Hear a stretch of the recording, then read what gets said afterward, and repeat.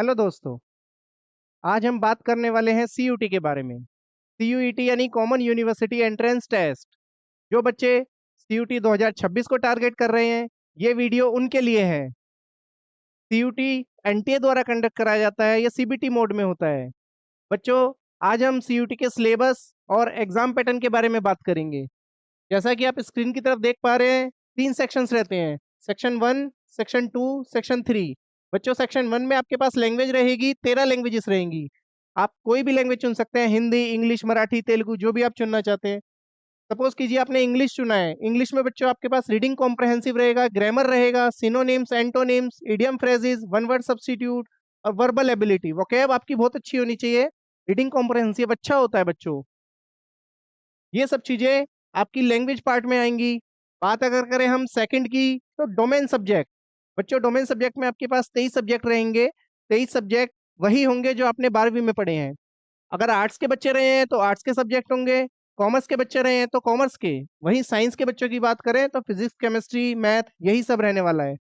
23 subject आपने 12th में पढ़े हैं। इन सब्जेक्ट की तैयारी की बात करें बच्चों, तो एनसीईआरटी पे फोकस कीजिए। एनसीईआरटी बेस्ट वे है, बेस्ट बेस्ट सोर्स है।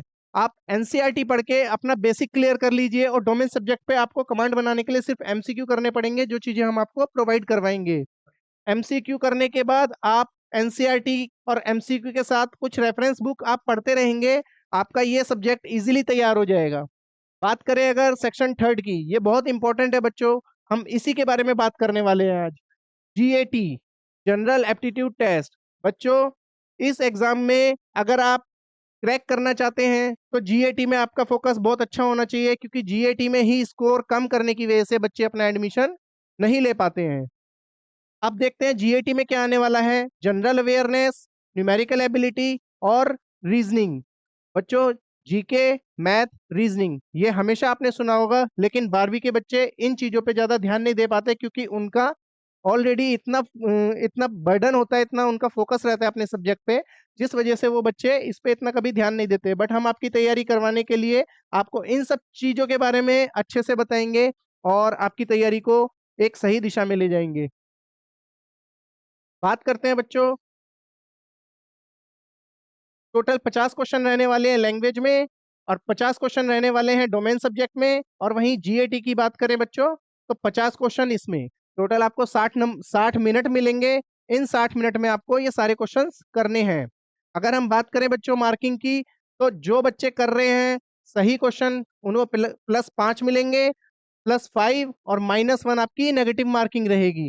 यानी आप, नेगेटिव मार्किंग है तो अपने एलिमिनेशन पावर को बढ़ाइए, ताकि कम से कम क्वेश्चन गलत किए जा सकते हैं।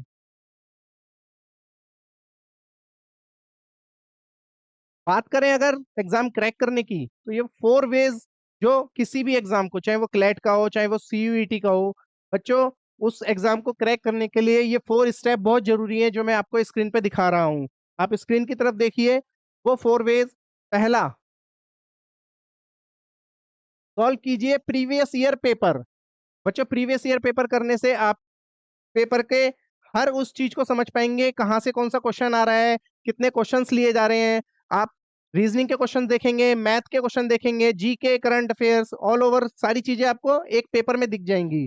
उस पेपर में देखने के बाद आप अपनी तैयारी में किस तरह से जो है, कहाँ टाइम मैनेजमेंट करना है, वो सारी चीजें समझ पाएंगे। अगर हम बात करें बच्चों, प्रीवियस ईयर क्वेश्चन पेपर करने के बाद एनालिसिस बहुत जरूरी है। आप एनालिसिस कीजिए एग्जाम का। अच्छे से एनालिसिस करने के बाद आपको पता लगेगा कहाँ कमी रह गई, कहाँ मुझे ज्यादा मेहनत करनी है, कहाँ मुझे कम मेहनत करनी है। सेकंड स्टेप में एनालिसिस है। वहीं बात अगर थर्ड स्टेप की करें बच्चों, तो थर्ड स्टेप में आपको प्रैक्टिस करनी है।